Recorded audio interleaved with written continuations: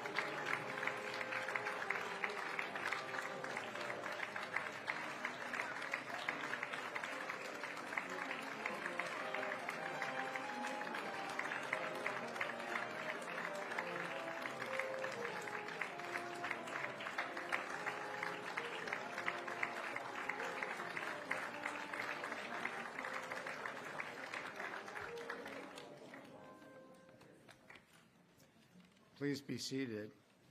Good afternoon and welcome to the University of Massachusetts Chan Medical School's 2024 Convocation and Investiture Ceremony.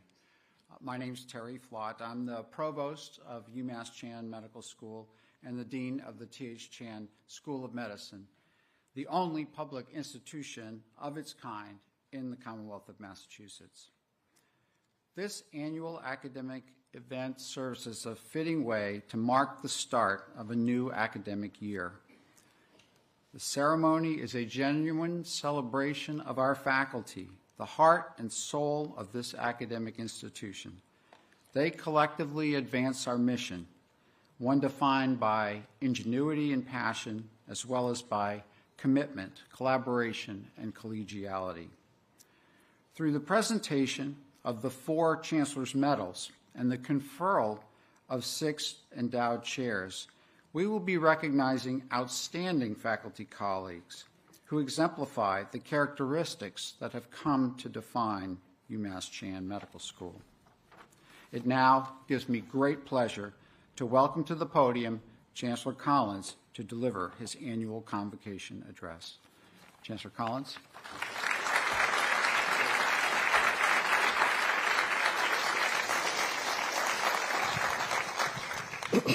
Good afternoon. The 1908 Olympics were held in London. The marathon that year had its starting point at Windsor Castle and was to finish in the White City Stadium.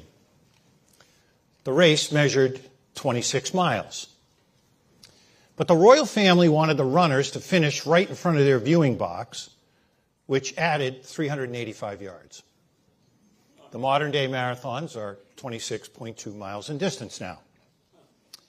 In Hopkinton, Massachusetts, just a few miles from our medical school, thousands of runners gather each year to run Boston's marathon. The finish line on Boylston Street is 26.2 miles away. Now, many of us have watched the race alongside the roads that wind from Hopkinton to Boston. and so many others have accepted the challenge to run their hearts out, fulfilling their dream of completing this prestigious race. There's always drama approaching the race's end, as each year we see runners struggling to complete the final yards along the race's trek to the finish line on Boylston Street. It's not uncommon for runners to help other runners complete their final steps, simply offering a shoulder and gathering up the runner who is hurting, bringing them across the finish line. The runners encourage each other by saying, "We're not done yet. Let's keep going. We can make it to the finish line." The crowd roars. The runners make their way to the finish. There's elation and relief that the goal of completing the race has been successfully accomplished. Imagine the fortitude and clarity of vision possessed by the runner who yells, "We're not done yet."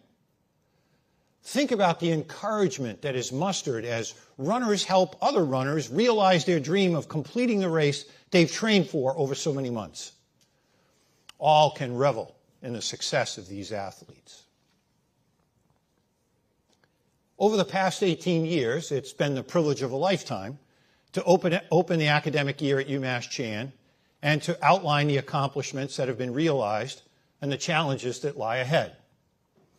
Together with our outstanding faculty, encouraged by the idealism of those learners who entrust the stewardship of their education to the faculty and staff of our medical school, and emboldened by the support of philanthropists who give us the funds we need and the confidence we seek to fulfill our mission.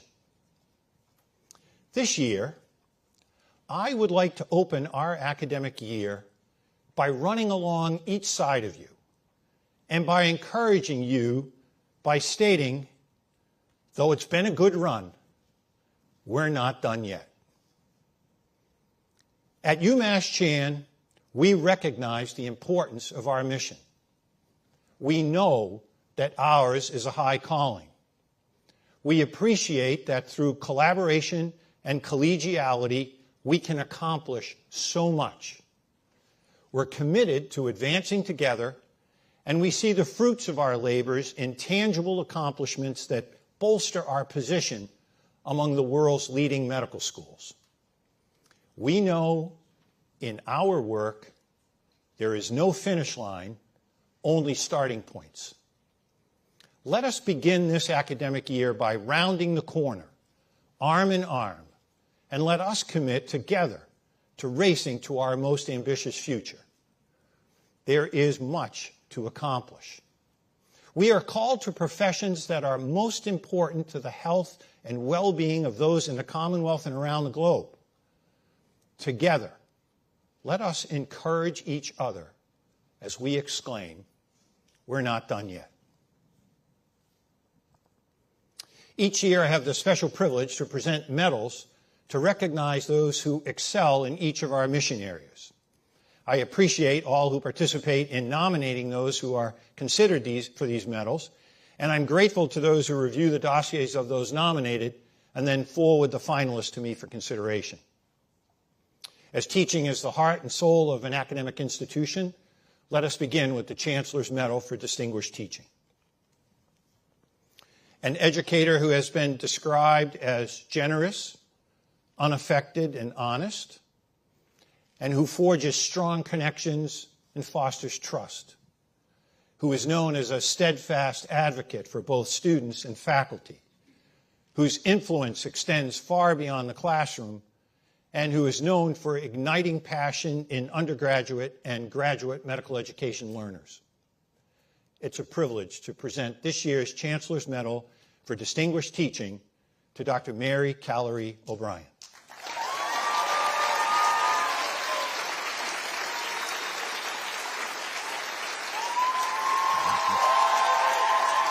Dr. O'Brien, congratulations. You would stand right in the back. Thank you.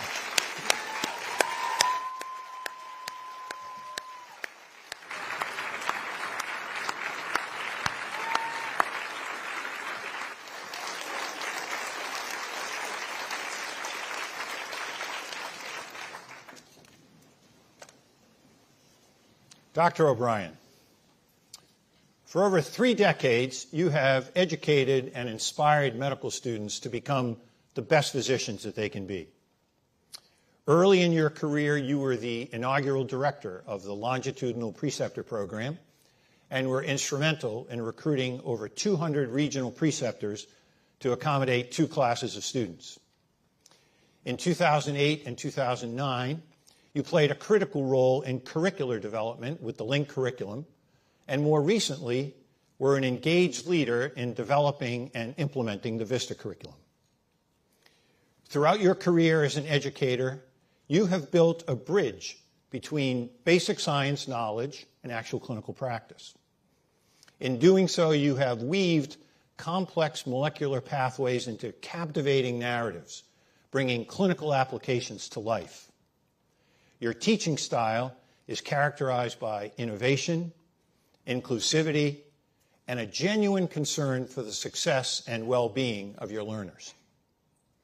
Your span of learners extends from the first year of medical school throughout graduate education and into the ranks of the faculty. You are known as a powerful role model in how learners and faculty can choose new roles that facilitate perennial growth and improvement. In fact, you are a shining example of excellence in patient care, professionalism, and compassion.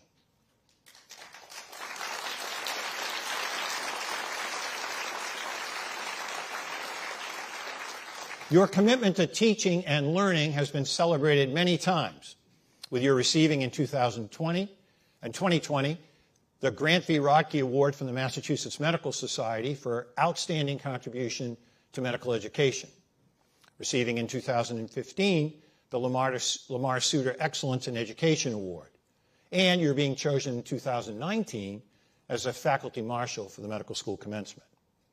In dedicating much of your career to medical education, you are now known as a revered teacher, an amazing colleague, and a constant source of inspiration. Dr. O'Brien, as the recipient of this year's Medal for Distinguished Teaching, I invite you to present the 2025 last lecture, a celebration of teaching where all of us can benefit from your commitment to teaching as we all become your learners. So too, you shall receive the Manning Prize, a $10,000 prize established by Donna and former UMass Board Chair and current Chair of the UMass Foundation, Robert Manning. These are fitting recognitions for one who has been committed to teaching throughout a most illustrious career. It is indeed a privilege to present you with this year's Chancellor's Medal for Distinguished Teaching. Congratulations.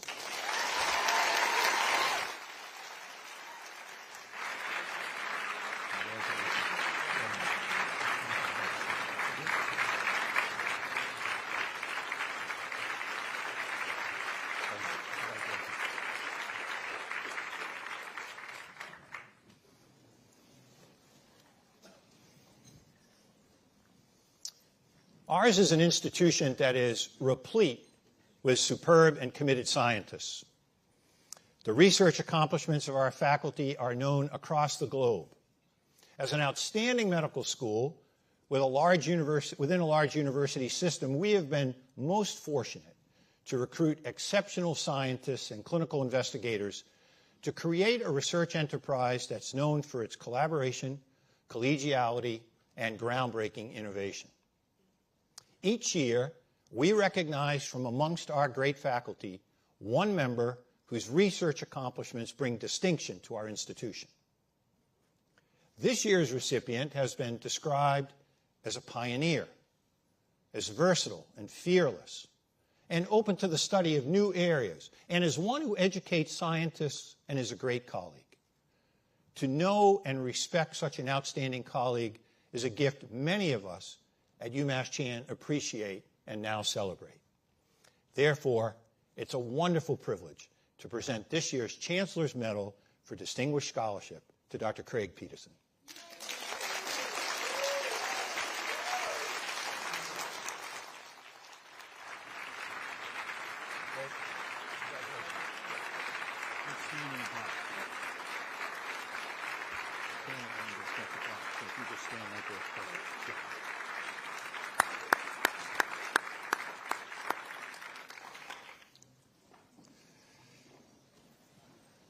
Dr. Peterson, yours is a record of extraordinary scientific accomplishment.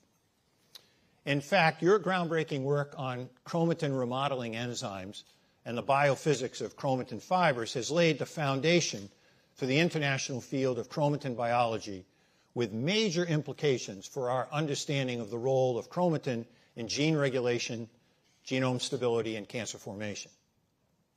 As a leader in the field of chromatin structure and dynamics for several decades, in 1994 you published in the journal Science one of the landmark papers in chromatin biology. You showed that the switch sucrose non-fermentable complex made nucleosomal DNA available to transcription factors in an ATP-dependent manner. This paper is among the most heavily cited in chromatin biology and is generally credited with starting in the ATP-dependent remodeling subfield in nucleosome dynamics. As a member of the UMass Chan community since 1992, you have held many leadership positions in our program in molecular medicine, been instrumental in the education of graduate students, served as a mentor to many, and have been an outstanding colleague as evidenced by your many collaborative publications. Your scientific work has encompassed genetic, molecular, and biochemical approaches. In addition to your novel discoveries, your technical methods are widely used by the field, enabling new discoveries. Your recent election as a fellow of the American Association for the Advancement of Science cited your many contributions to the field of chromatin remodeling from its inception through today. One of those who advocated for your selection noted that you are a gem of the UMass scientific community.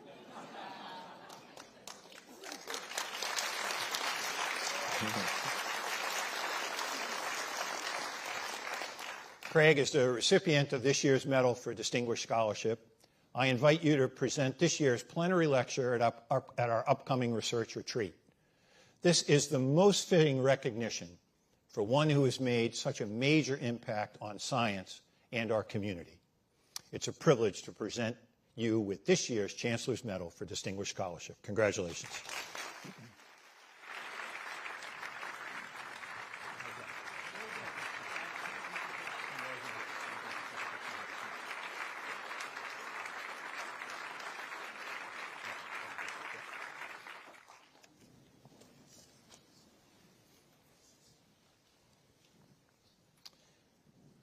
Each year, it's a wonderful privilege to present a medal to a clinician who has made a lasting impact on the lives of their patients. It is heartwarming always to read the words of a dedicated clinician's patients as they recount the many ways their caregiver has cared for and about them. This year's recipient has been heralded by patients as having always been there for me, is beloved by patients, cherished by learners, and greatly respected by colleagues. Known as a very professional, kind, and caring physician who is undaunted by obstacles to care that are presented by an unforgiving and complex healthcare system, it is indeed a pleasure to present this year's Chancellor's Medal for Distinguished Clinical Excellence to Dr. Eric Garcia.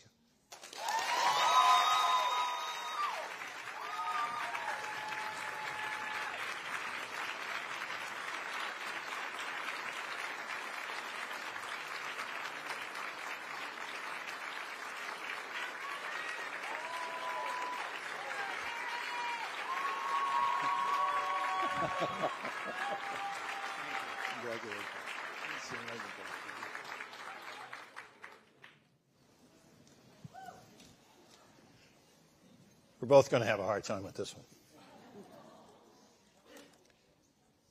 Dr. Garcia, yours has been a most distinguished career in service to those who do not have the advantage of living in a home. As the medical director of the Homeless Outreach and Advocacy Program and a committed clinician for Worcester Healthcare for the Homeless, you have brought great honor to our profession through your steadfast commitment to so many in the need of health care. while the dream of a home that each of us can call our own is not realized by those for whom you provide medical care, you have always served your patients with the dignity and humanism each patient deserves. The stories of your service to your patients are replete with acts of extraordinary kindness. And a first for me, as I reviewed the dossiers that were compiled for those who shall receive medals, in your instance, I received so many copies of handwritten notes from those for whom you care. It was noted with their compilation that those who are experiencing homelessness find it very difficult to sit down with a computer and write a formal note about the care and compassion that you have provided.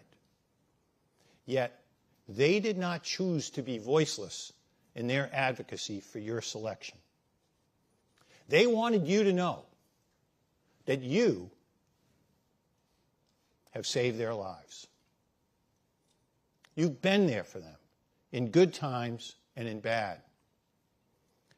And we're more than grateful that you would pick up their prescriptions and deliver them wherever they might live. And even send a flowering plant to a patient who had just left her shelter and now would have her own apartment. It matters not to you whether a patient lives in a shelter, a rooming house, the back of a car, or under a bridge. For you, each of these fellow human beings need and benefit from your care and kindness. You have commented that it is neither my prescriptions nor clinical acumen, but in our connection and humanity that individuals for whom you care found hope and resultant healing. What gives you hope and helps you never stop being an advocate is the knowledge that even the smallest act of kindness can have tremendous consequences.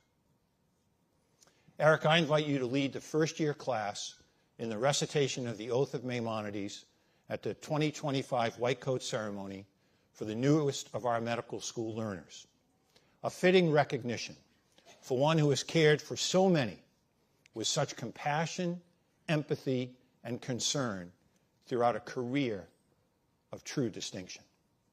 It's a privilege to present you with this year's Chancellor's Medal for Distinguished Clinical Excellence. Congratulations.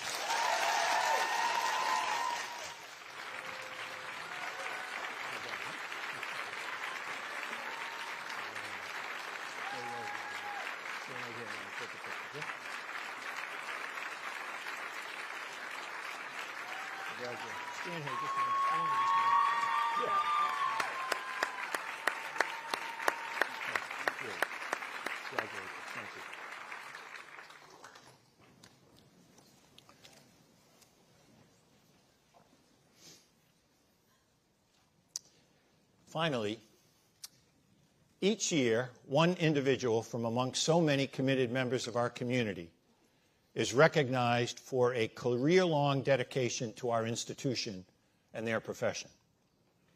The Medal for Distinguished Service celebrates extraordinary commitment. It conveys sincere appreciation for notable career-long contributions, and it respects one among us who is singular in their dedication to our medical school. This year's recipient is known as an extraordinary leader who has placed heart and soul at the service of our institution. A leader at the state and national levels, this year's recipient believes in the power of teamwork, is committed to those who are the most vulnerable in society, and has fostered the careers of multiple learners and faculty, many of whom remain in the public sector or at UMass Chan. It gives me great pleasure to present this year's Chancellor's Medal for Distinguished Service to Dr. Jean Fraser.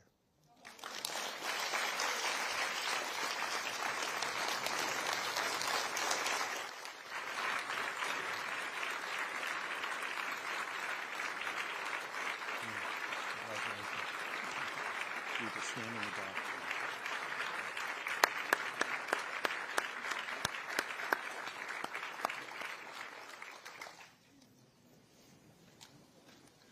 Dr. Fraser, those who advocated for your selection cited three major accomplishments of yours since you joined the faculty of UMass Chan in 2008.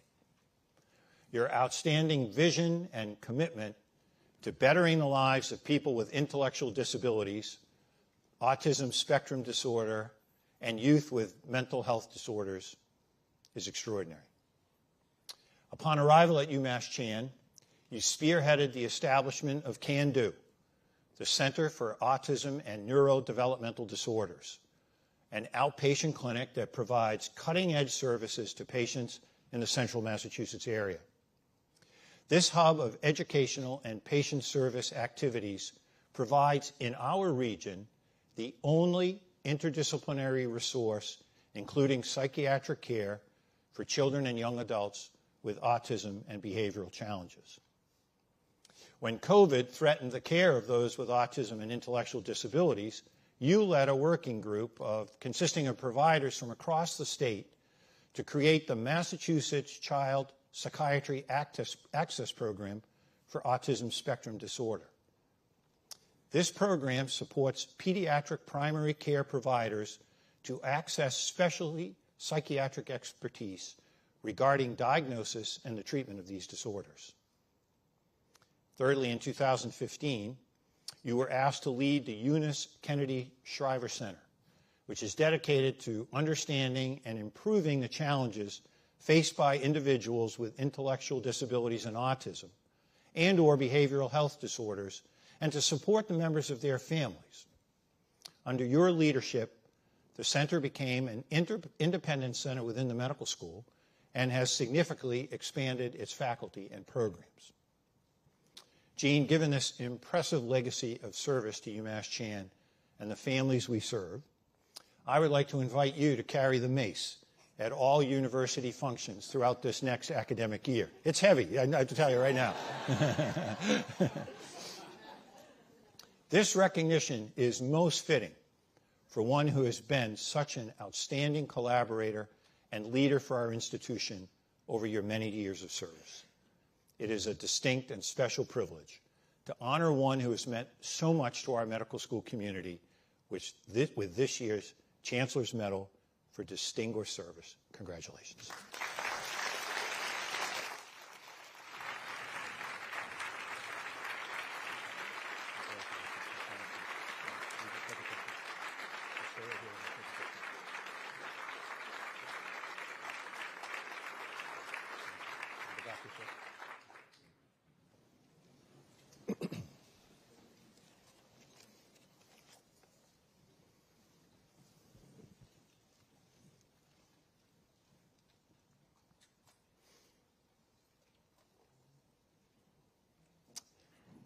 Over the last 2 decades, we've made many investments in our faculty and facilities to ensure our ambitious future. These investments that we have prioritized reveal our character, demonstrate our commitment to the mission of the medical school, and show how much we care. As our cause is noble, we invest in science and the healing professions. As we advance together now into the second half century, we've recruited a new generation of leaders who have begun to make their mark on UMass Chan. In the 5 years from 2019 to 2024, 16 new academic department chairs have been appointed. In turn, these leaders have hired a legion of academic division chiefs. Many of these leaders have been recruited from the world's finest universities and teaching hospitals. We take great pride in knowing that 3 UMass Chan alumni have joined the ranks of our department chairs. These new leaders are attracting top talent to their departments and divisions, with dozens of new tenure-track faculty pioneering new frontiers in emerging fields of research, such as systems biology, metabolomics, microbiome research, and digital medicine. Meanwhile, a new generation of UMass Chan translational researchers is harnessing the powerful tools of RNA therapeutics, gene editing, and gene therapy to create life-changing treatments for rare genetic diseases and more common neurological disorders. A new wave of population health researchers among our faculty are identifying ways to more equitably disseminate biomedical advances and ensure access for all who can benefit. The impact of our faculty has been increasingly recognized nationally and globally, as evidenced by 10 faculty having been elected to the National Academy of Sciences and 6 earning memberships in the National Academy of Medicine. It is remarkable that this concentration of talented scientists and physicians has developed so rapidly, drawn together by a common purpose and spurred on by the common goal of improving the health and well-being of the diverse members of our Commonwealth and the world. And we're not done yet. In the last year, we have attracted more learners to all 3 of our graduate schools, exceeding our enrollment goals for our first-year classes.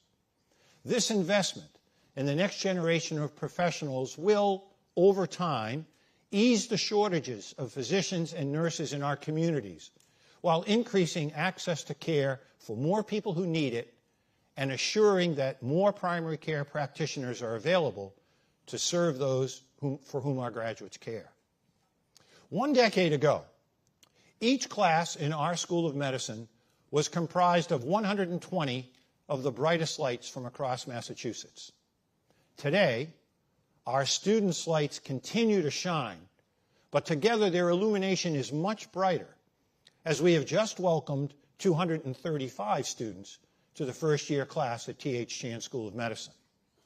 That is nearly twice as many future physicians as a decade ago, and now our learners hail from across the United States. So, too, the number of students in the Tanching Graduate School of Nursing and the Morningside Graduate School of Biomedical Sciences has expanded. With the largest classes in the history of UMass Chan, we are, in a most meaningful way, doing our part to address the historic shortages of physicians, nurse leaders, and scientists in our communities. Importantly, our track record shows that approximately half of our graduates will make a commitment to primary care, far more than at many medical schools, and will practice in areas that have long been underserved and which especially need access to high-quality, compassionate health care. Part of our strategy to increase access to health care in the Commonwealth and beyond included the creation of a new regional campus in partnership with Leahy Hospital and Medical Center, a member of Beth Israel Leahy Health.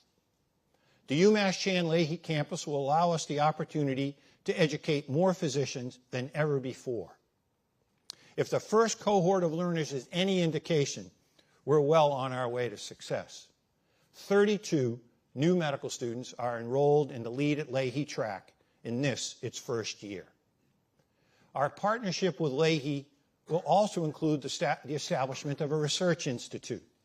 The Institute for Healthcare Delivery Science will serve as a quantitative science research hub. Its goal will be to improve health outcomes and reduce disparities through population health, digital medicine, and health systems science. These investments advance our public missions. Together with UMass Bay State Campus, our first regional campus, established nearly a decade ago now, and with the fulsome and long-standing support from UMass Memorial Health and our other affiliates, through collaboration and outstanding faculty contributions, we are now able to chart a most ambitious, bright, and bold future for more learners to serve more people in fulfillment of our mission. And we are not done yet. In the last year, we've seen the finishing touches placed on our new education and research building. Our campus is now cleared of construction equipment. The ground no longer rumbles, as from the site that was cleared of blasted rocks, has risen a towering new edifice that will serve our institution long into the future. What a moment it was when the Director General of the World Health Organization, Dr. Tedros, joined us to celebrate the opening of our new building. He heralded the accomplishments of UMass Chan and invited us to partner with the WHO in educating public health providers across the globe. To the leaders, contractors, and craftswomen and men who work so diligently day in and day out on this gleaming new home for discovery and innovation, we say thank you. The work of your hands, hearts, and minds will be appreciated for decades to come and will enable the hands and minds of our faculty, learners, and staff to change the course of history of disease. We opened such a stunning structure on time and on budget and exceeded the university's goals for the number of contracts provided to women and minorities. This is simply extraordinary. The project is historic in scope, size, and significance to our campus. The structure is 350,000 square feet and cost $350 million. And yet on the day it opened, we realized an amazing return on our investment. I asked our facilities team to price what it would cost if we had delayed construction during the pandemic, as suggested by some, and instead initiated construction in this year, 2024. I am told that that exact building we constructed, our newest hub for discovery, would have required more than double the budget if its construction had been delayed until this year. Self-determination and experience have served us well.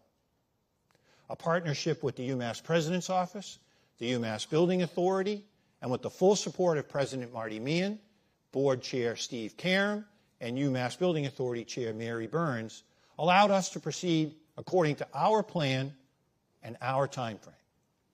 When others urge caution, we recognized that the investment we committed to make in the biomedical sciences was not only wise, but savvy and prudent. Today, the faculty and staff in our new building will offer hope to people across the world, and we are not done yet. Now, while we know that rankings can be fickle and paint an incomplete picture of what sets us apart from other institutions, when a medical school ranks as highly as ours, we pay attention. And frankly, others pay attention as well. U.S. News & World Report, which amended its calculus this year, ranks UMass Chan #1 in the entire Northeast for primary care education and among the very best in the nation for research. Money Magazine deemed ours, and I quote, one of the best medical schools for your money. And input from our employees has led to the Boston Globe naming UMass Chan the only institution of higher education in the entire Commonwealth to be named a top place to work for the second year in a row. We remain optimistic that later this year we might be so fortunate to recognize this distinction for a third year. And we'll watch closely for another announcement, sharing any news with our community when we're able to do so. I guess you could say we're not done yet. Our fundraising totals on behalf of UMass Chan since 2007 are approaching $800 million raised in total private support. Our current comprehensive campaign, Advancing Together, the Campaign for UMass Chan, has just surpassed more than $400 million toward our goal of $500 million by June 30 of 2026. While the details will be announced in the coming weeks, I'm pleased to report that we have met our goal of raising funds for 75 endowed chairs by 2025.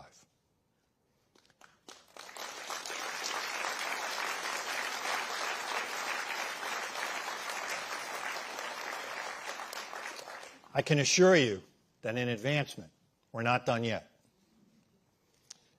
Our ability to advance together with notable progress and concerted attention to each of our mission areas does not just happen organically.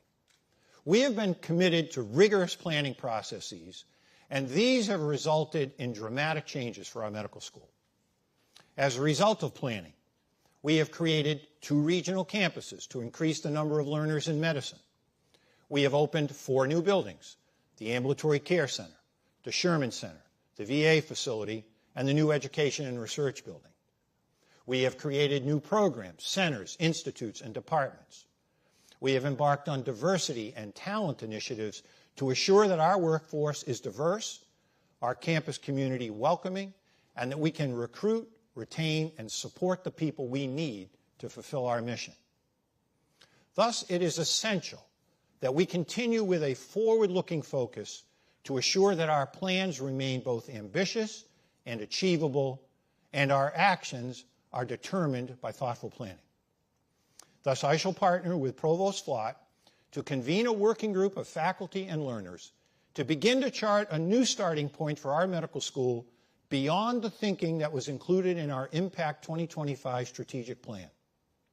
Early in 2025, a stewardship group will be established, and the campus community will be encouraged to engage in a year-long planning process so that when we enter 2026, we can celebrate the accomplishments we count as complete and race towards the new future of promise and possibility.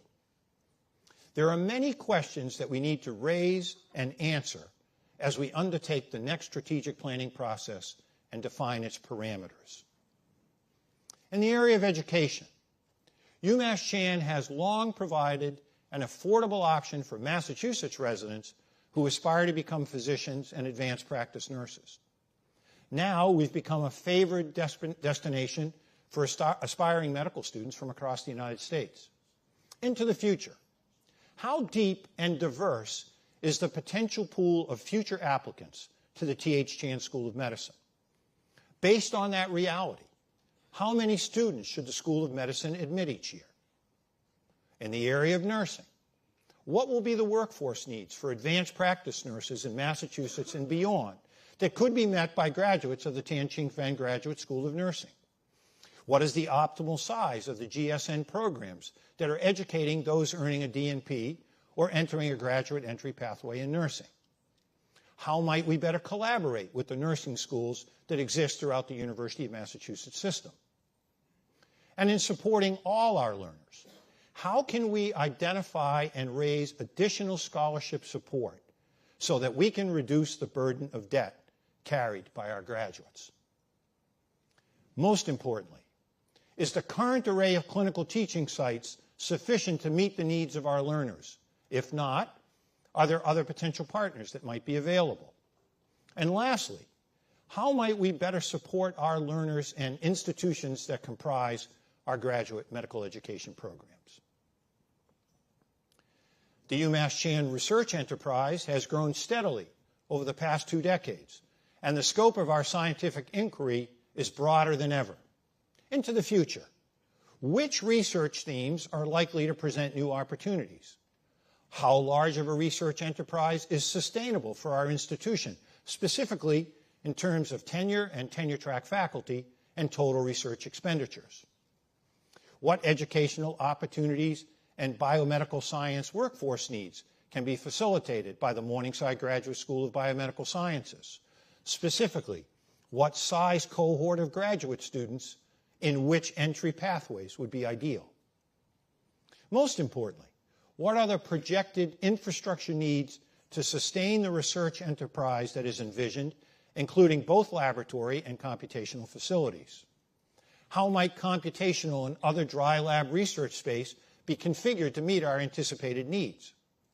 How might we best partner with the other universities in the UMass system to enhance collaboration and increase the impact of our faculty in the area of discovery and translation?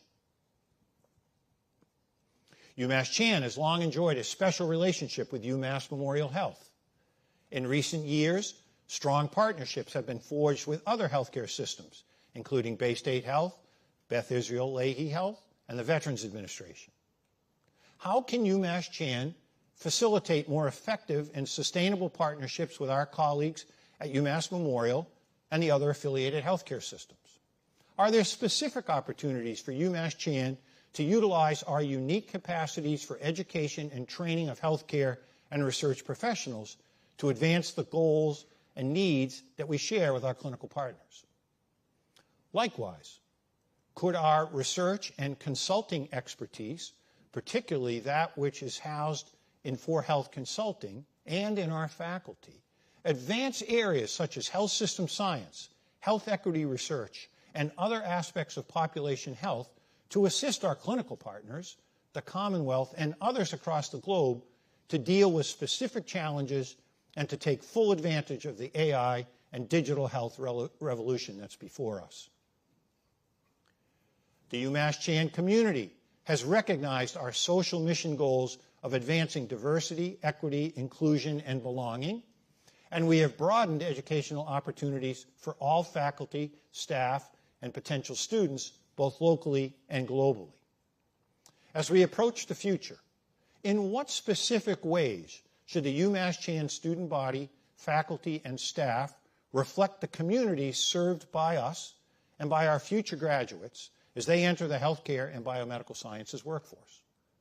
How can UMass Chan partner with other educational institutions to enhance the opportunities and experiences offered to K-12 and undergraduate students in our community, our Commonwealth, and our world? What resources will be needed to recruit and retain our excellent faculty and staff? The continued upward trajectory of UMass Chan has been accompanied by ever-increasing needs for financial and physical resources to sustain our mission. How can we better plan to continually meet current and future financial needs to sustain our mission-focused work? Are there specific critical infrastructure needs in terms of buildings and other facilities that must be met before other goals can be realized? If so, what are those needs and what resources will be needed to support them?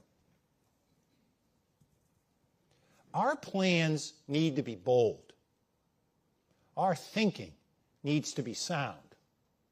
We need to balance prudent financial planning with the ambitions we hope to achieve.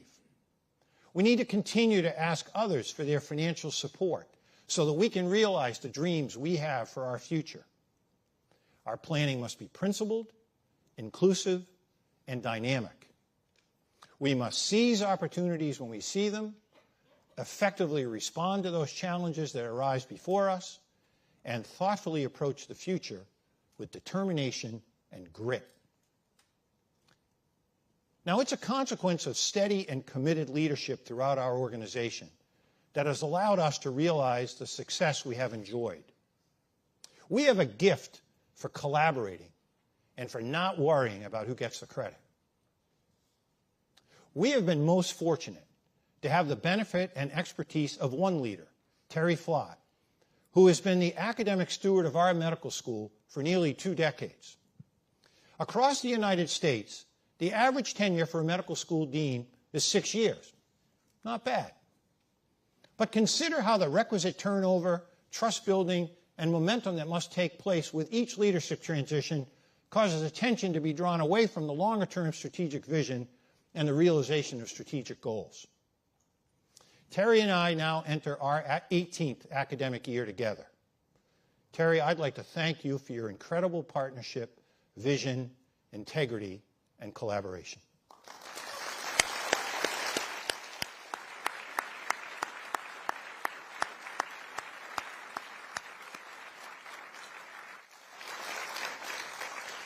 To our campus community, please recognize that the seriousness of our shared purpose is as noble as it is inspiring. Into the future, we must continue to invest in all ways that uniquely position us to advance the health and well-being of our diverse communities. Our profile is rising. The future is bright. We are all so fortunate to be part of a collaborative community that is UMass Chan. We have a great story to tell, and we will continue to tell it. For you see, ours is a marathon, and We're not done yet. Thank you. Thank you.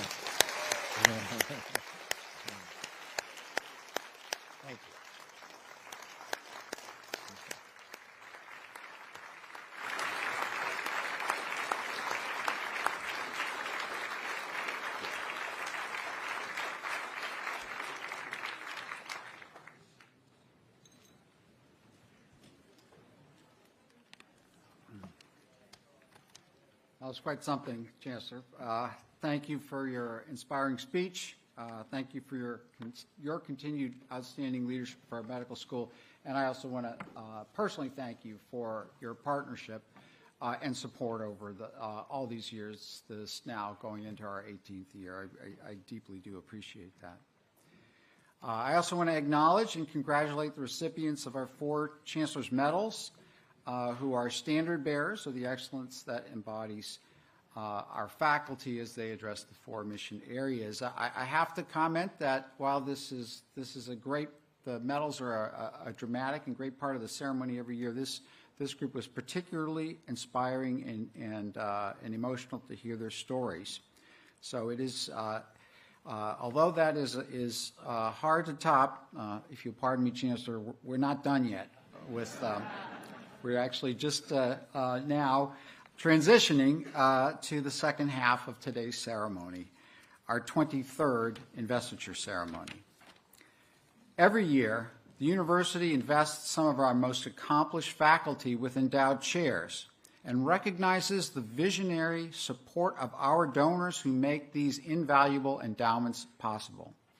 This investiture comes at an important moment in UMass Chan's history and evolution. Having recently completed our first 50 years in operation, we are now embarking upon our next 50 years of growth, success, and impact. We will chart our future course from a position of strength, thanks to the stable leadership, world-class faculty who are exemplified by this esteemed group of endowed chairs that you'll hear about this afternoon, as well as by our growing cadre of benefactors who have proactively partnered with us and invested in the value proposition offered by UMass Chan. Endowed chairs, as many of you know, are incredibly important and highly coveted designations that enable us to recruit, retain, and appropriately recognize the myriad and profoundly impactful contributions of our faculty. It has been heartening to observe how our strategic focus on expanding the number of such faculty positions has resulted in incredible gains for our institution. We now have 64 endowed faculty positions, 61 of which are currently held by some of our most stellar faculty members, including 21 women faculty. When the Board of Trustees meets next week, this number of endowed chairs will catapult to 75 endowed chairs, of which 71 will be truly filled with outstanding faculty leaders and 24 by women faculty. While we have much more work to do to achieve gender parity, when Chancellor Collins and I arrived here in 2007, there was only 1 endowed chair held by a woman. We have made progress and will continue to make progress as we partner with our special group of donors who decide to endow a chair for faculty use. Endowed chairs, as previously mentioned, are uniquely valuable assets that are directed to our most treasured resource, our faculty. Consequently, those UMass Chan donors who decide to establish endowed faculty positions are among our most impactful benefactors. We understand and appreciate that these philanthropists are, in essence, forever linking themselves and their families with the missions of this school. It is a public and permanent bond, and it poignantly illustrates our Advancing Together brand. As the current stewards of this tremendous resource, it is our obligation to select faculty members worthy of this distinction. And today's ceremony will recognize several of 6 of our most deserving colleagues. These endowments will last in perpetuity. That in itself is a statement of confidence in the future. An investment as substantial as the stunning new Education and Research Building, NERB, that opened this past June serves as tangible evidence of how bullish we are about this institution's potential growth and growth trajectory. It is easy to be confident because the faculty members who call UMass Chan their professional home are absolutely world class.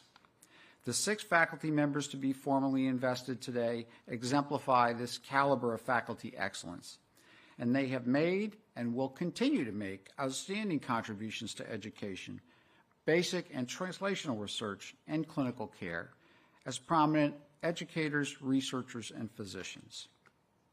They are deserving of this special recognition, and we look forward to highlighting their past achievements while also anticipating their future accomplishments.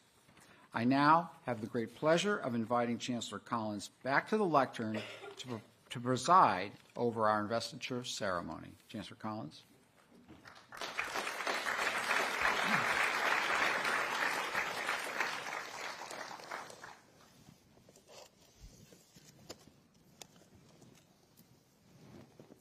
We begin this afternoon's ceremony by investing Dr. Darryl Bosco as the inaugural Paul J. Damari Chair in Neurodegenerative Disease. Dr. Bosco and Mrs. Swanee Damari and Mr. Tony Damari, would you please come forward?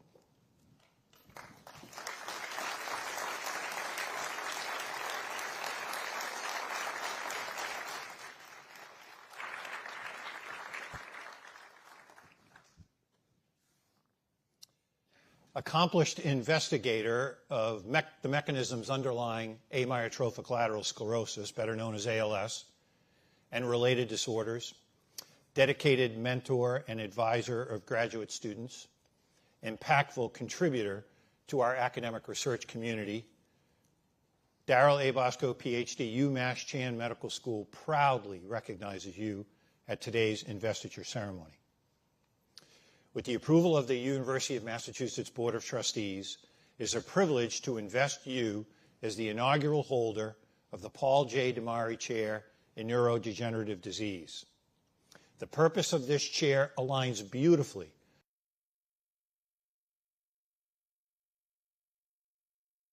to how neurodegeneration occurs and generate discoveries that will, in turn, lead to new treatments and understandings for people who live with ALS and other neurodegenerative conditions. After earning your PhD in bioorganic chemistry from Brandeis University, you went west for postdoctoral training at the Scripps Research Institute, before returning east for what would prove to be a fateful and lasting partnership. As an instructor in neurology at Harvard Medical School in the lab of Robert H. Brown, Jr., you began working on various aspects of sporadic ALS research in one of the world's preeminent ALS labs. In 2008, together, you and Dr. Brown joined the faculty of UMass Chan. Here, your independent research laboratory flourished, investigating the mechanisms underlying ALS and related disorders such as frontotemporal dementia. Our collective understanding of how stress, traumatic brain injury, and neuroinflammation contribute to these neurologic disorders continues to be enhanced by the expertise and efforts of you and your lab. With grant funding from the National Institutes of Health, the Packard Center for ALS Research, the Angel Fund for ALS Research, and the Radala Foundation, among others, your work continues to bolster hope and offer optimism to patients and their families. It is with profound appreciation to the late Paul J. Damari for his generosity and to his family for deciding to honor his legacy by making a gift to UMass Chan in his name that I now invite his wife, Swanee Damari, to join me in investing Dr. Bosco. Dr. Darryl A. Bosco, for your significant discoveries and for those breakthroughs yet to come, which broaden our understanding of ALS, please know that it's my privilege to invest you as the inaugural holder of the Paul J. Damari Chair of Neurodegenerative Disease. please accept this medallion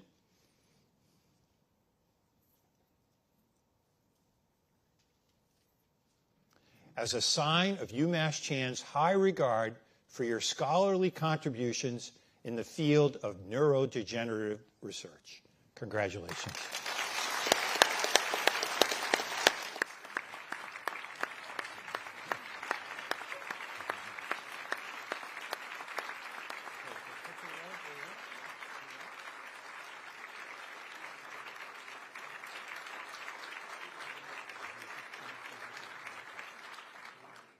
Just stand right here next to me.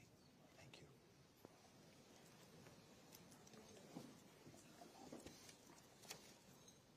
Swanee Damari, it's a privilege to welcome you, Paul's sons, Tony, Gino, and Scott, and daughter-in-law, Debbie and Denise, to UMass Chan Medical School, and to recognize the Damari Family Foundation at this, our 2024 investiture ceremony. Your beloved husband, Paul J. Damari, was born and raised in Massachusetts. At an early age, he was introduced to the produce business, working alongside his family in the bustling stalls and vibrant streets of Haymarket Square. As a young man, however, filled with aspiration and yearning for inspiration, opportunity, and sunshine, critical elements to any farmer's success, Paul relocated to Florida. While the seeds of your husband's success were planted in Boston, they fully blossomed in the Sunshine State, where later in life he met and married you.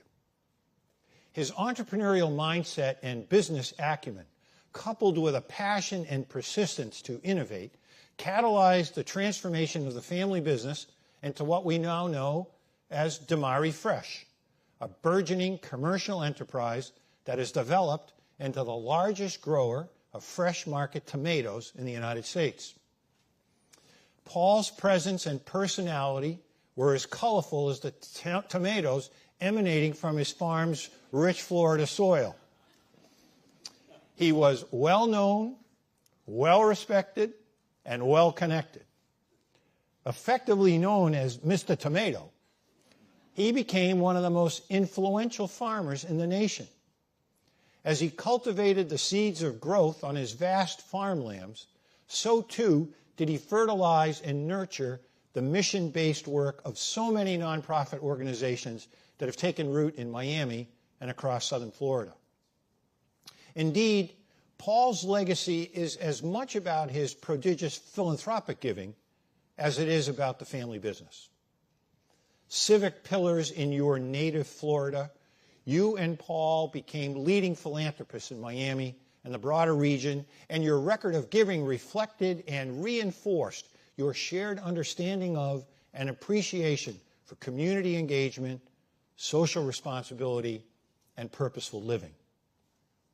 You and Paul invested in causes, organizations, and areas that form the bedrock of society: healthcare, medicine, biomedical research, education at all levels, the arts, athletics, public safety, and social services. You showered those nonprofit organizations that resonated with you and your time, attention, expertise, and personal resources, and the collective impact of your philanthropic endeavors is more accurately measured in populations than in people. Before passing away in 2022 due to complications from ALS, your husband was on a mission to advance life-saving treatments for neurodegenerative diseases, reflecting a lifelong commitment to helping others and eradicating suffering. His aspiration was to assemble the greatest scientific minds to find a cure for a disease that today is considered incurable. In this way, Paul did not simply grow tomatoes. Rather, he cultivated possibilities and produced hope. By establishing the Paul J. Damari Chair in Neurodegenerative Disease in honor of the Damari patriarch, the Damari Family Foundation is carrying forth Paul's legacy and taking the first step in making his dream a reality. We at UMass Chan share in this dream and have been committed in purpose and in action to assembling the best and brightest scientific minds to change the course of history of disease for a host of disease states, ALS included. By appointing Dr. Darrell Boscow as the inaugural holder of the Damari Chair, we hereby pledge to support and sustain the work of a pioneering principal investigator whose research already has contributed fundamental advances to our understanding of ALS and who is well poised to generate even more seminal discoveries in the year ahead. On behalf of a grateful institution, we thank and salute you and the entire Damari family for your generosity, confidence, and partnership. Please accept this token of our enduring appreciation for investing in the promise of research and the hope it engenders.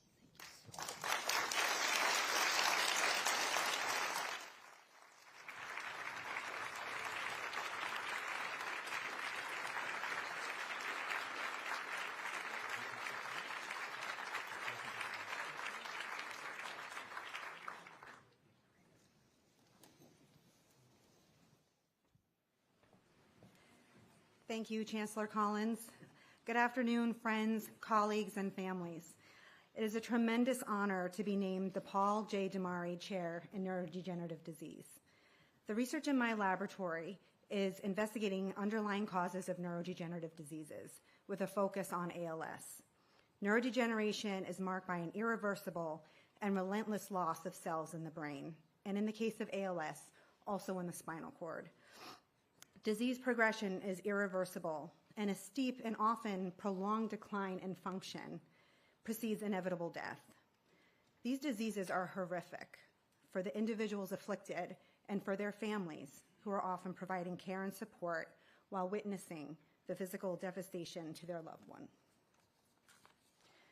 While the ALS field has celebrated recent therapeutic success for some genetic causes of ALS, and indeed much of this work is being pioneered by people in this room, there is still a lot of work to do, especially for what are known as sporadic forms of ALS, which are poorly understood and yet account for about 90% of all ALS cases. The generous funding from the Damari family and their foundation will promote our research toward a better understanding of ALS, which we hope will in turn lead to treatments and a prevention for this devastating disease. I understand that Mr. Paul Damari was a lifelong learner, a savvy businessman, and a humanitarian. When he was diagnosed with ALS, Mr. Damari made it his mission to learn about the disease, to rally support, and to cure the incurable. With the Paul J. Damari Endowment, my lab will carry forward Mr. Damari and his family's vision and intent by starting new investigations into the causes of sporadic ALS. Specifically, we plan to study the interplay between toxic environmental exposures and susceptibility to sporadic ALS. In my view, there is no better place to carry out this research than UMass Chan Medical School, where my lab is already partnering with leaders in the field, including Dr. Bob Brown and other investigators in neurology department and across campus within the NeuroNexus Institute. Thank you, Chancellor Collins and Provost Flott, for selecting me as a recipient of this endowed chair. And thank you for your leadership and vision for over the last 17 years that have transformed UMass Chan into a thriving biomedical research institute with cutting-edge neuroscience research. I am also grateful to my longtime mentor and colleague, Dr. Bob Brown, for recruiting me to UMass Chan 16 years ago and building an internationally recognized hub for ALS research and clinical trials. Thank you to all the current and former members, some were current and former, members of my laboratory who do the day-to-day heavy lifting in the lab and also provide critical intellectual input for our work, and to members of the neurology department, including our chair, Dr. A.M. Barrett, for your unconditional support.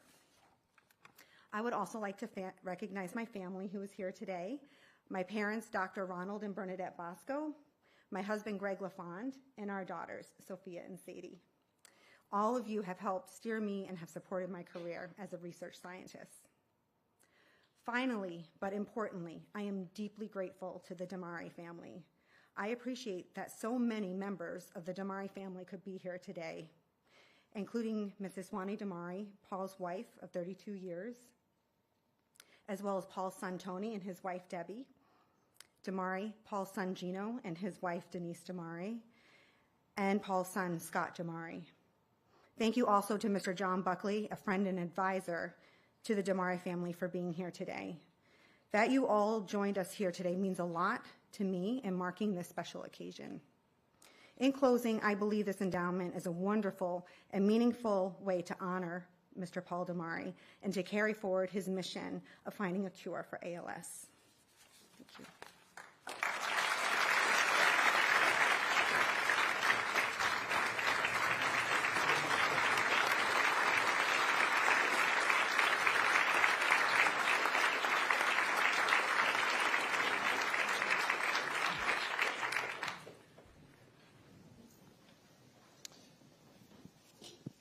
Next, we're privileged to invest Dr. John Harris, the newest recipient of the Lambie and Sarah Adams Chair in Genetic Research. Dr. Harris and Dean Flott, would you please come forward?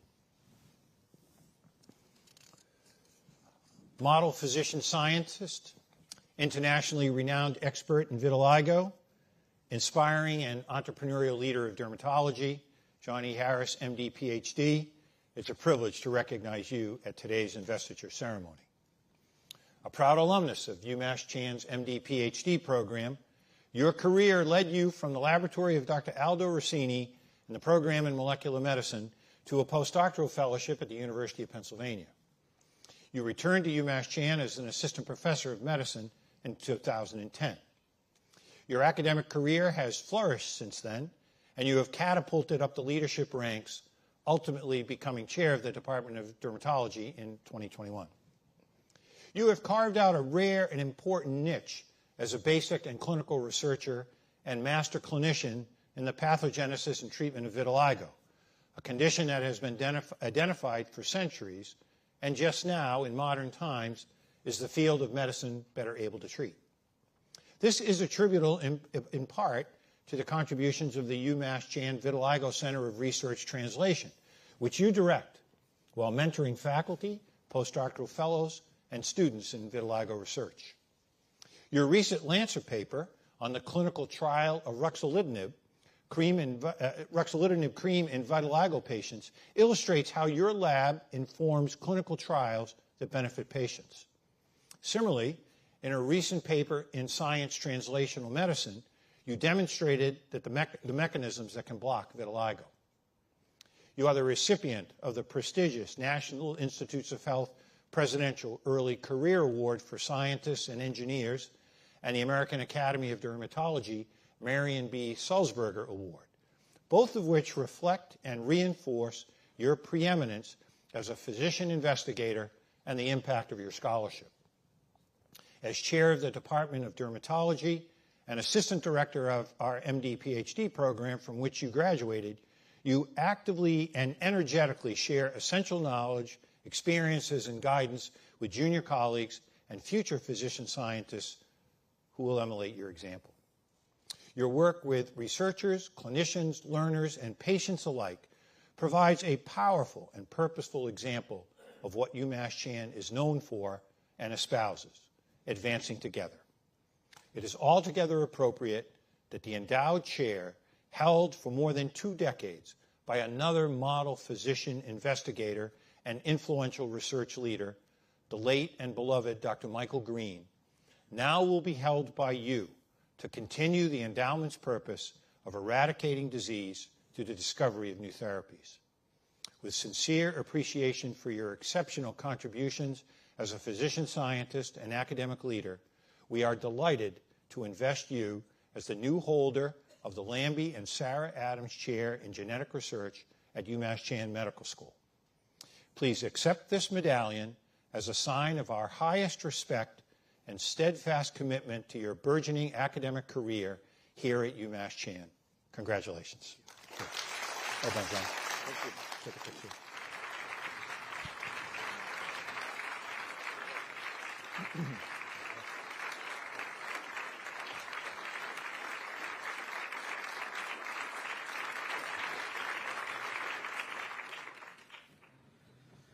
Thank you, everybody. It's actually particularly special because I'm doing this in front of all my friends that I've known for decades, many of you. Thank you, Chancellor Collins and Provost Flott, for this honor and your unwavering support of me and my team, many of whom are sitting in the back there on the left, as well as your confidence in us to continue to do important things. Thanks to Dr. and Mrs. Adams for endowing this chair. They stated that it was because they believed in cures for disease rather than just treatments, which could be accomplished through research. Dr. Adams served in World War II, landing on Omaha Beach during D-Day, survived, and then worked as a physician here in Worcester for over 50 years. Mrs. Adams also worked in the war effort as a bookkeeper and lived to over 100 years old when she created this opportunity that now passes to me today. Thank you to the mentors who are responsible for making me who I am. Many here at UMass Chan, and in particular Drs. Aldo Rossini, Dr. Michael Check, and Dr. Michael Green. More about them shortly. Thank you to my trainees who helped make the discoveries, establishing our research in the field. My first postdoc, Mehdi Rashigi, my first student, Kingsley Essian, then Jillian Richmond, Mike Frizzoli, and then many others, too many to name, over the years.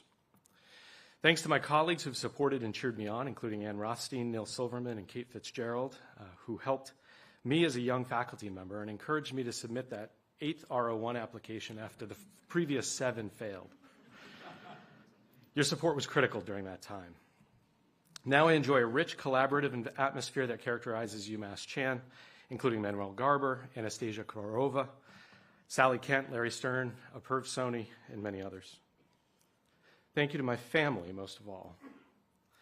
My non-medical parents encouraged me to take this path even though they had no idea what I was actually doing. They were concerned when it took me 7 years to complete medical school, which they understood was only a 4-year program. My older brothers taught me the importance of learning many different things. From math and science, Randy, to how to hunt, hit a baseball, and start running when they picked up a crab apple. My wife married me over 27 years ago, believed in me, worked to put me through those 7 years of medical school, was patient with me through late nights in the lab, and was understanding when I told her I'd be home in 45 minutes and showed up hours later. She gave me 3 fantastic children and helped ensure they grew up in a healthy and happy home while navigating my work schedule and travel. I wouldn't have accomplished any of this without you, Melissa. Finally, I want to tell you about Aldo and Michael, both of whom we lost too early and who I miss dearly. Aldo was my PhD advisor who set me on my current career path. I saw him unexpectedly late one night in the hospital, right over there, toward the end of my medical school. He was checking on one of his patients in the ICU who was admitted with diabetic ketoacidosis, and he wanted me to meet her. So he asked me to perform a physical exam, and I discovered a large patch of vitiligo on her back, which immediately inspired me to study vitiligo with the goal of understanding autoimmunity to cure all of these diseases, vitiligo, diabetes, and many others. There's a special significance to being endowed with this chair because it was previously held by Michael Green, who sadly and unexpectedly left us a little over 1 year ago. He accepted me as an undergraduate student in his lab, and then later told me I should make it clear that as MD PhD director, he recruited me here to the program as a student. And in particular, he told me to tell Michael Check, his boss, that he was responsible for recruiting me as a student. His incredible mind and how he applied it to discovery inspired me to do the same, despite questionable acumen for it. There, my project was to clone a gene promoter to study transcription in yeast, but I failed to execute the very first step, which was PCRing up a promoter fragment for weeks. Every time I ran the gel to confirm the amplification, it was blank. My supervising postdoc, Lee, finally decided to observe my every step in the experiment to try to figure out what was going wrong.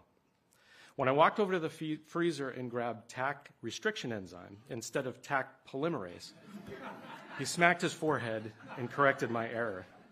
The very fact that he and Michael didn't kick me out of the lab right then and there was probably one of the most important factors that got me where I am today. Finally, Michael, I don't know if you'll remember this, Michael Check, but I went to him and said, you've trained people like Roger Davis. Do you think I have what it takes to become a scientist? And he looked at me and said, I think you'll be okay. So thank you all.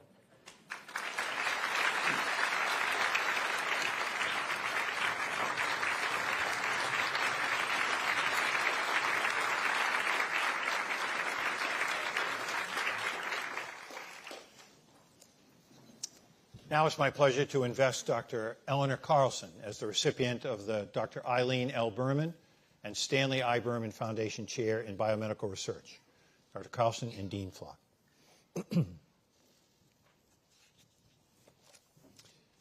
Internationally recognized leader in the field of comparative genomics and evolutionary biology, foremost innovator of citizen science, treasured colleague and collaborator, Eleanor Carlson, PhD, UMass Chan Medical School is proud to recognize you at today's investiture ceremony.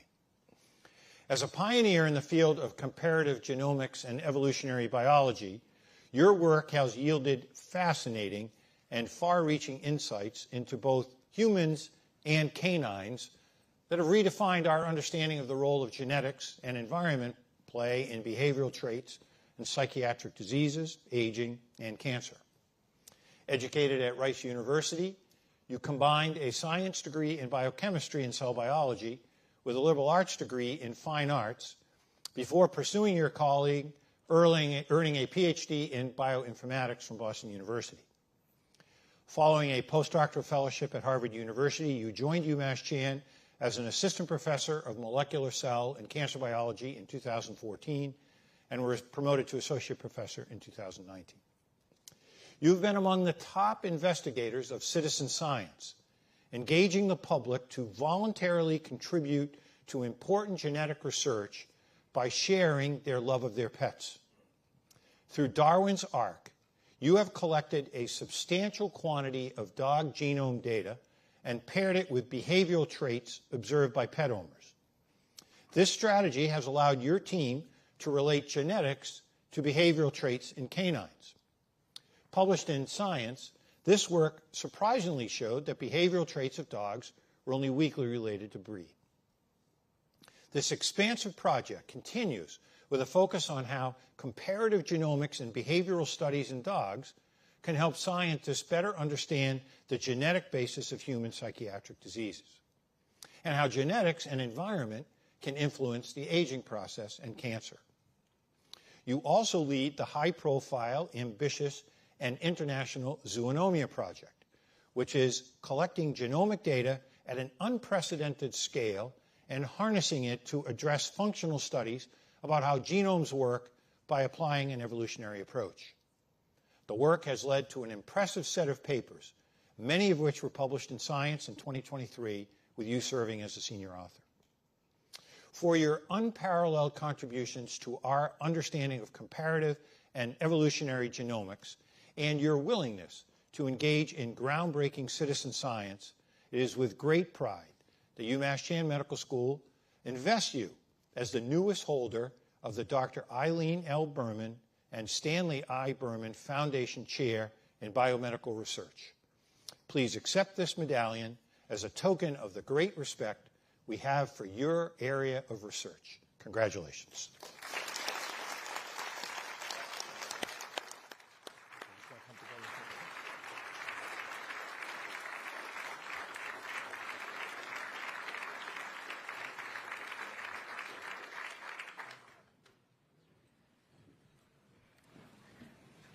Thank you very much for this honor. I want to especially thank Dr. Eileen L. and Dr. Stanley I. Berman. Stanley Berman lost his wife to a rare cancer, and I think that was part of what inspired this chair. And one of the things that we work on a lot in my lab is studying rare cancers actually in dogs, because it turns out that our pet dogs get a lot of the same cancers we do, but some of the cancers that are rare in humans are really common in dogs, and so they're actually a fantastic model. Which takes me to my other topic, which is that I want to thank the whole UMass medical community. I have a research program that is focused on what we call natural model systems, which means that we study things that are animals that we don't usually study. Basically, the idea is that we spend an awful lot of time studying humans, but maybe some of the clues to solving some of the most complicated diseases out there are actually in other species, understanding how hibernators manage to hibernate and why dogs get cancer. But when I go talk at other places and I try to explain to them that I'm at a medical school, they all get very confused because they're like, so, last week I was trying to figure out how to make a new reference genome for a honey badger, which weirdly enough, it turns out there isn't one, which I just feel like is wrong. We've got a wolf puppy project. We've got, all sorts of things going on in bats. And for most places, they're like, oh, that's not medical school work. But ever since the first time I visited UMass and started talking to the professors here and the research they were doing, it was immediately clear that they loved what they were doing and they were interested in everything. And they were really open and supportive. And it's that supportive community that allows you to do exceptional research because it allows you to take risks. And I don't think I could have done what I'm doing today if I hadn't been in a place that could do that for me. I also want to especially thank the program in molecular medicine and the genomics and computational biology program. Those were my home departments, and it's been a long road, and thank you so much. And then finally, my family is here today, so I should thank them. My parents, Catherine and Bengt Carlson, are here. I will point out I did both a science and a fine arts degree. I've always been interested in art.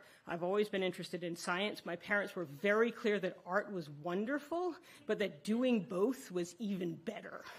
And I do really thank that for them for that. My sister Nicola is here. She's the one that kind of blazed this path by being unable to decide whether to do music or math and doing both. And so I was like, well, clearly this is something you can do. So I just went ahead and did it.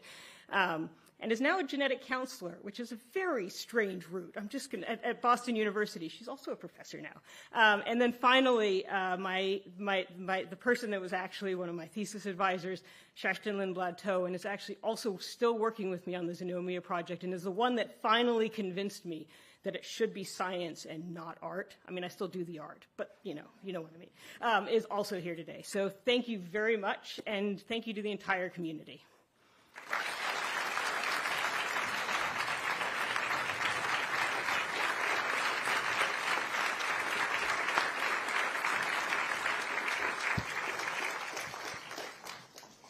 Now it's a distinct pleasure to invest Dr. Danny Winder as the Worcester Foundation for Biomedical Research Chair.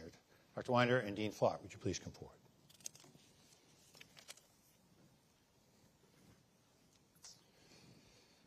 Passionate scientist who demonstrates dedication to addressing the major public health scourges of drug abuse and dependence. Internationally recognized leader in the field of addiction neuroscience research. Cherished mentor and educator. Danny G. Winder, PhD, UMass Chan Medical School, proudly welcomes you to our academic community and recognizes you at today's investiture ceremony. Your career-long research interest, which is focused on the molecular basis of brain abnormalities in substance use disorders and obesity, makes you ideally suited to hold this endowment. Our collective understanding of the biological changes in the brain that predisposes patients to addiction and perpetuate addictive behaviors have been deepened through investigations undertaken in your lab. Your passionate commitment to this work led to your discovery of novel associations of how addiction pathways interact with anxiety and memory pathways on a molecular and genetic basis. You have been able to establish key regions of the brain and the key molecules altered in addiction. You are credited with discovering how synaptic plasticity in the extended amygdala influences stress responses in brain regions that are involved in drug and alcohol-seeking behaviors. Over the course of the previous 2 decades, your lab has been continuously funded by the National Institutes of Health, and you served as the founding director of the Vanderbilt Center for Addiction Research. As the recently recruited new chair and professor of neurobiology, we here at UMass Chan eagerly anticipate witnessing the continued promise of your research to pave the way for improved therapies for substance use disorders and obesity. This includes your service as a co-principal investigator on a novel multi-million-dollar alcohol use disorder research grant from the NIH.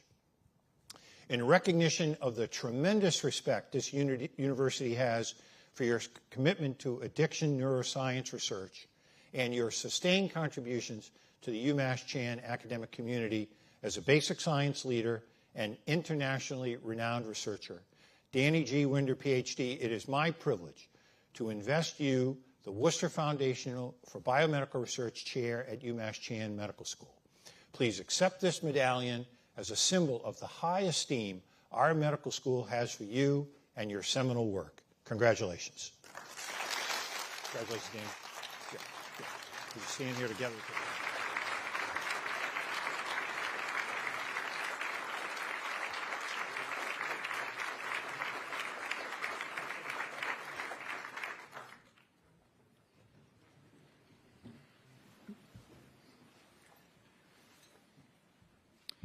Well, they may want to take this endowed chair back after my speech, because this is my first investiture and convocation to attend at this outstanding institution, so I didn't have the opportunity to see the outstanding speeches that people give when they win these endowed chairs.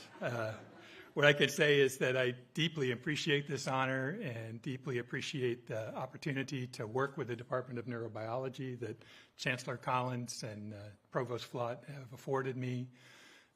Deeply, I think I can say I'm the only person up here tonight who can thank another one of the new endowed chairs, because I have to thank Dr. Del Bosco as well as Dr. Kate Fitzgerald for co-chairing the search that led to me getting the opportunity to come up here. And I wouldn't be up here today if it wasn't for my wife, Veronica, who's in the audience today, and her willingness to move 1,000 miles after a quarter of a century in Nashville, where we were perfectly happy. But when we saw this opportunity to come to this fantastic institution with these great colleagues, we could not say no and could not be happier to be here. And I have to also thank my son, Clay, who's in the audience today, as well as my son, Nathan, who couldn't be here today because he's setting up shop across the country. I also have to thank my many mentors along the way who have played critical roles in shaping our science and shaping my desire to pay mentorship forward with mentees in my own lab, as well as with the department that we're seeking to grow in the coming years. And have to thank the people in the lab, the trainees, the staff, everyone who does such a great job of moving the science of our interests forward. And we're looking forward to putting this endowed chair to use to go after the basic biology of addiction. We think that this is a really important problem, and we think that just like diseases like cancer and other diseases like COVID, this is a disease addiction that can be improved upon by an understanding provided by basic science, and that basic science can move the needle on therapeutic approaches. And so we look forward to the opportunity to do so with these funds from the Worcester Foundation. So deeply, deeply grateful, and thank you.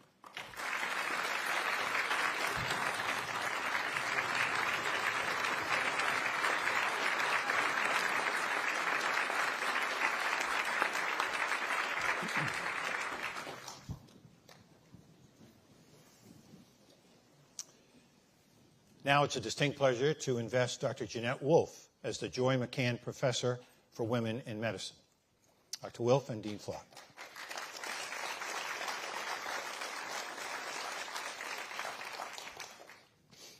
Dedicated clinician, passionate advocate for advancing opportunities for women in science, national expert in sex and gender-based medicine, Jeanette F. M. Wolfe, MD.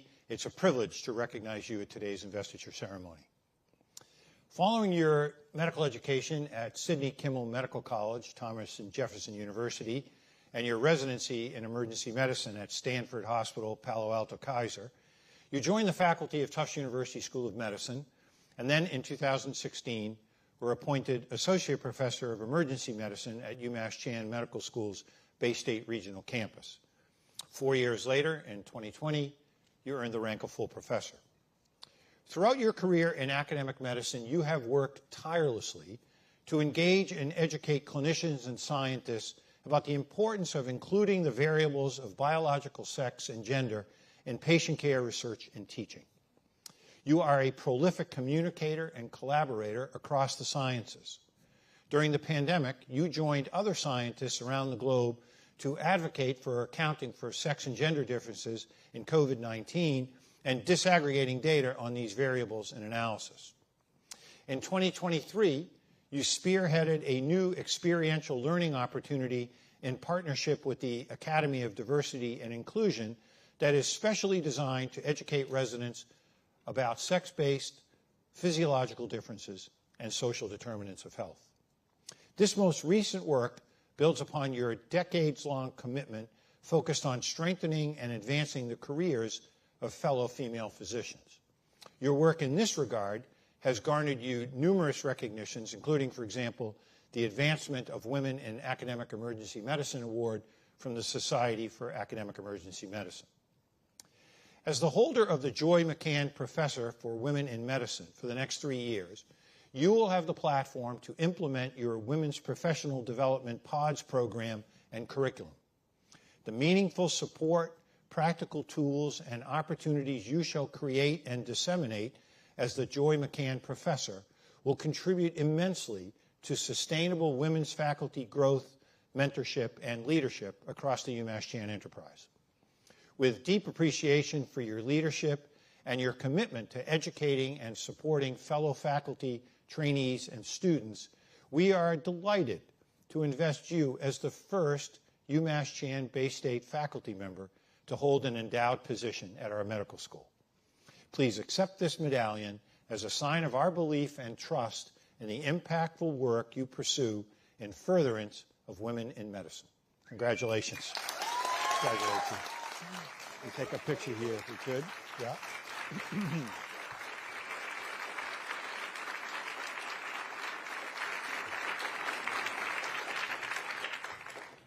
Wow, as somebody who normally runs resuscitations, I didn't think my heart rate could get that high. So as I am a new face to many of you, I would like to use my brief time up here to share a personal story and a vision of what I hope to do with this amazing platform. But first, some thanks. Some deep, deep thanks to the Joy McCann Foundation, to the nominating committee, to the provost, to the chancellor, and to the board of trustees that has given me this honor. I am so deeply humbled. This is a huge deal for myself, for my department, and for my organization. So thank you. Second, thanks to my family who went through the quest of Ludlow traffic on the Pike today to get here. I could not be here without my family and friends who are in the audience. Years of support, flexibility, and understanding, especially my husband, my daughter, and my son. I love you all dearly. Thank you. All right, now for the story. 12 years ago, my area of deep focus outside of emergency medicine was gender differences in leadership and communication. And my favorite author in this area is a Danish businesswoman named Barbara Annis. On a total whim, I decided to go to a conference in Washington, D.C., where she was giving a breakout session. The night before the conference, there's this big cocktail party, and I went, hopefully, to rub elbows with this author. Well, I get there, and I find out she's not going to be there. And then I had this moment of realization that I was in this huge conference hall at this big cocktail party, and I knew nobody because the larger conference was geared towards neuroscientists and business people, of which I am neither. I'm an ER doctor. So as I was contemplating a quick getaway, somebody said, "Hey, I think there's another doctor over there. Why don't you go meet her?" So I go up, and as random conversations at cocktail parties go, I hit the jackpot because I met a pioneer in medicine. I had the privilege to meet Marian Legato, who's a cardiologist who developed the field of sex and gender-based medicine.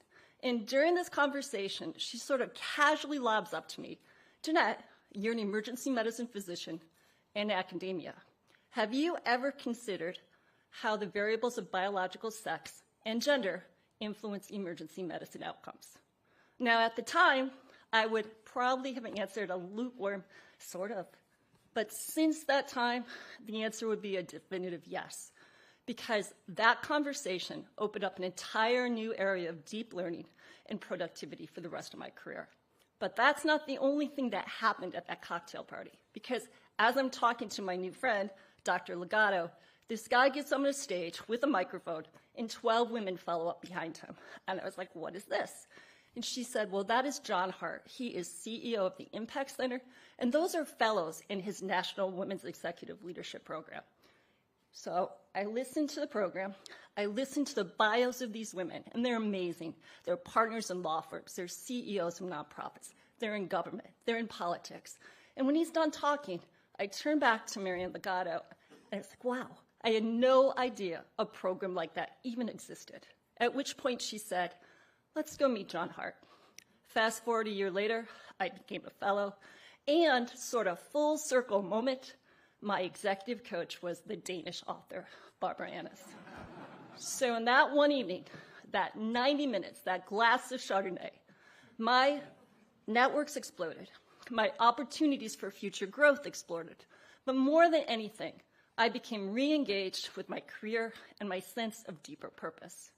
So what were the ingredients of that night? I went outside of my lane, maybe a little too much outside of my lane initially, but I also was able to bounce into a community of generous and wise people.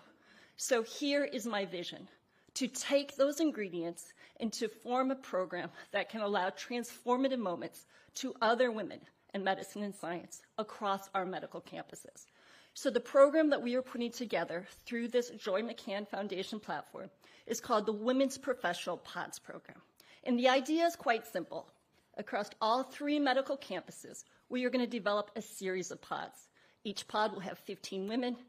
Each pod will have women from different disciplines and different career points. So they'll be all mixed together. 3 times a year during designated pod weeks, we will run a professional curriculum through the pods. But make no mistake, it's not the professional curriculum where the magic is. The magic is creating an intentional space where women can get together and connect with other women they don't typically sit with. And through these connections, to expand their networks, to expand their future opportunities, which in turn will hopefully help them engage to a higher level or re-engage with their own professional purpose and accelerate their careers. So Women's Professional Pods Program, connect, create, accelerate. We have run 2 pilots at Bay State this spring, and we hope to roll it out to the other campuses this winter. Thank you so much for your time.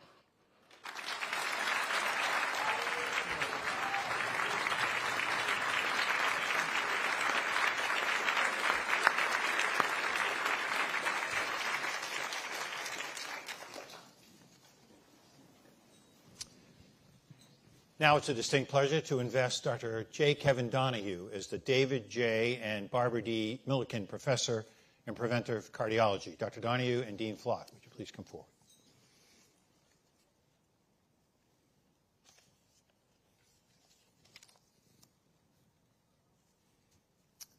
Passionate academic cardiologist, preeminent, respected, and renowned physician, pioneer in gene therapy as it applies to cardiac arrhythmias, J. Kevin Donahue, MD, Professor of Medicine and Director of Electrophysiology Research. It's a privilege to recognize you at today's investiture ceremony. After earning a bachelor's degree from Washington University College of Arts and Sciences and a medical degree from Washington University School of Medicine, you completed your internal medicine residency at the Hospital of the University of Pennsylvania and a fellowship at Johns Hopkins University School of Medicine, where you subsequently attained the rank of Associate Professor of Medicine. After serving as a professor at Case Western University Metro Health Campus, in 2013, you joined the UMass Chan faculty as a Professor of Medicine and Director of Electrophysiology Research. Focused on the development of therapies for cardiac arrhythmias, you are internationally respected and recognized for the genetic therapies you have devised that hold the promise to prevent common cardiac arrhythmias such as atrial fibrillation and atrial flutter. Shown to be effective in various animal models, your lab is now testing these treatments in an ongoing IRB-approved human trial at UMass Chan to prevent atrial fibrillation in patients during the very vulnerable period after undergoing open heart surgery. The potential use of the techniques you have developed hold astounding potential, and not just for postoperative atrial fibrillation, but for the very common age-related version of this disorder, as well as for life-threatening ventricular arrhythmias. A committed and celebrated physician scientist, you also oversee an active and well-funded research lab that has been continuously funded by the National Institutes of Health for more than 20 years, resulting in dozens of original peer-reviewed publications and numerous reviews and textbook chapters as lead or co-author. As an innovative, impactful, and influential academic cardiologist, it is entirely fitting that we recognize you as with the appointment to the David J. and Barbara D. Millikan Professor of Preventive Cardiology, established in 1999 by Barbara D. Millikan in her late husband's name to support the exemplary research and teaching programs of the Division of Cardiovascular Medicine at UMass Chan. Please accept this medallion as a symbol of the deep respect and admiration we have for you as a leading physician scientist. Congratulations.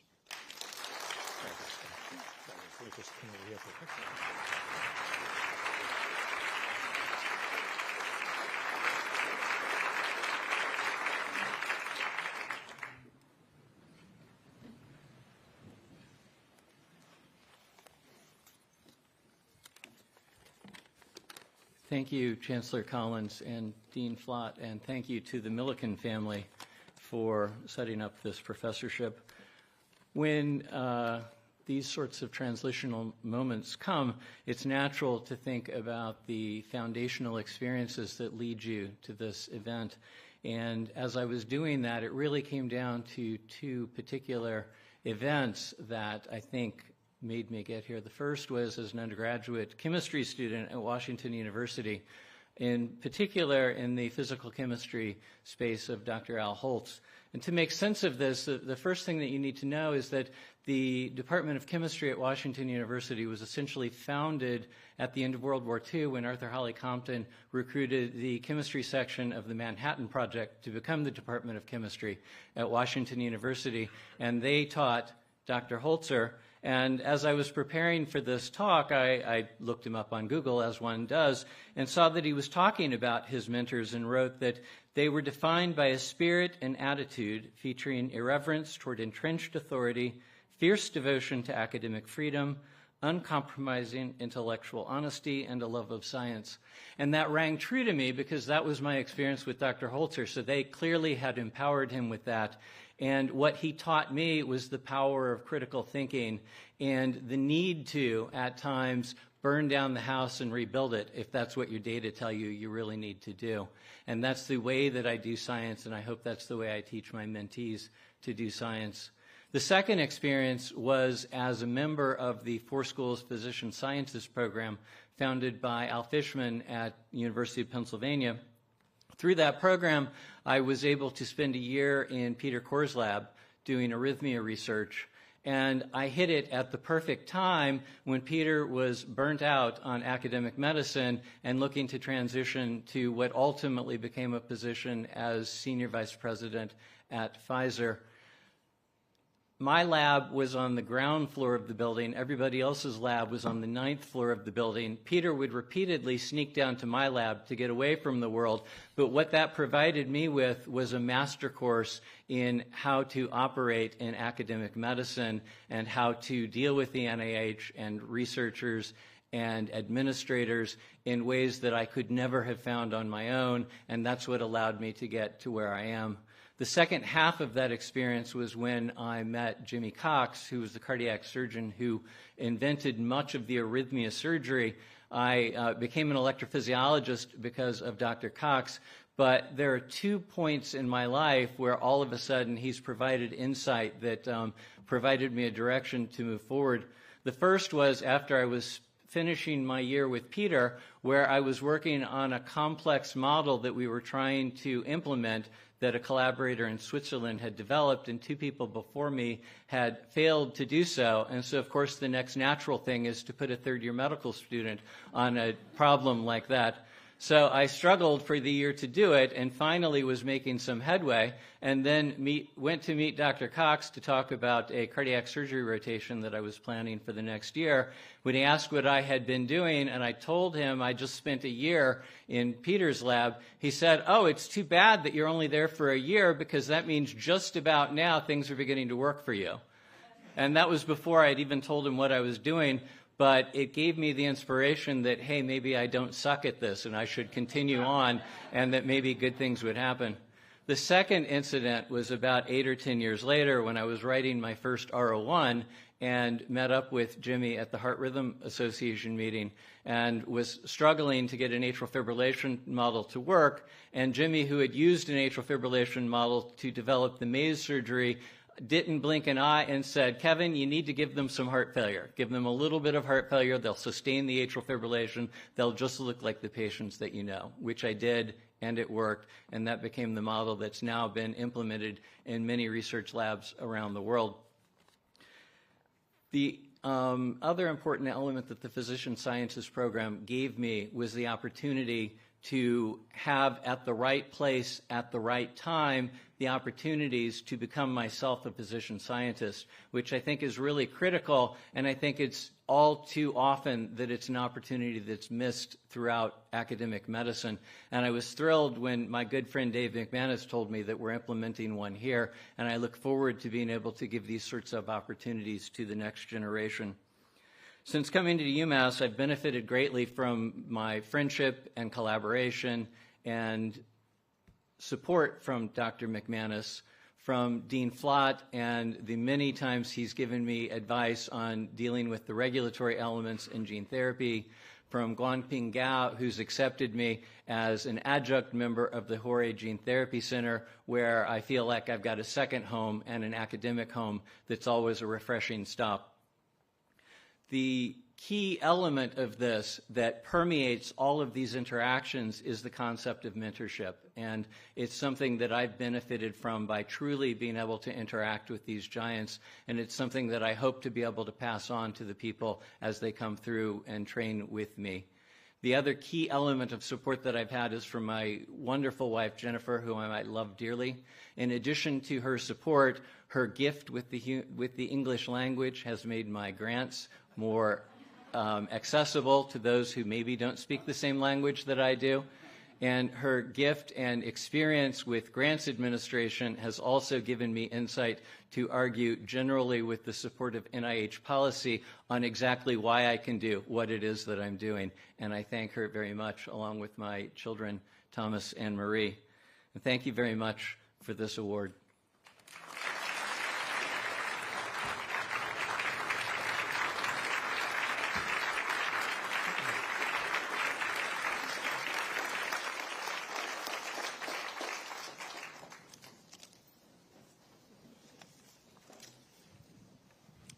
Ours is a most special community, defined by a collaborative spirit and characterized by individuals who excel in their endeavors, whether that is in education, research, patient care, or philanthropy, as in the case of our generous donors. The support of our benefactors is most visibly demonstrated through our august group of named professors, which, after next week's UMass board meeting, will total 75 in number. These compelling institutional ambassadors collectively underscore why at UMass Chan we're advancing science, medicine, nursing, innovation, and hope together. The presence and participation of so many of our esteemed named professors reflects and reinforces the special collaborative and collegial culture that distinguishes and defines this medical school. Now, one of the great things about success is that given time constraints, it's no longer possible to individually introduce and recognize each named professor who joins us today. I would, however, ask these most accomplished faculty members and standard bearers of excellence to stand as a group so that we can recognize each of you.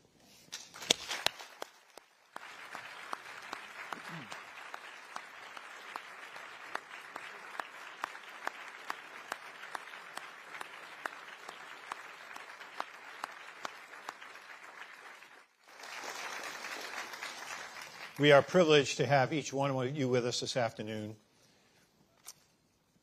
In the future, we'll look forward to other meaningful opportunities to celebrate the achievements of all of our endowed chairs, especially the 6 recognized at today's ceremony, and to properly convey the enormous gratitude we feel to the benefactors like the Damari family who make these highly coveted faculty positions possible. This now concludes our 2024 Convocation and Investiture ceremony. I would like to ask all the guests to remain seated while our endowed chairs and medal recipients recess out. I invite Dr. Jean Fraser to come forward as the recipient of the 2024 Chancellor's Medal for Distinguished Service to carry the university mace and to lead our recessional. Thanks all of you for being here this afternoon.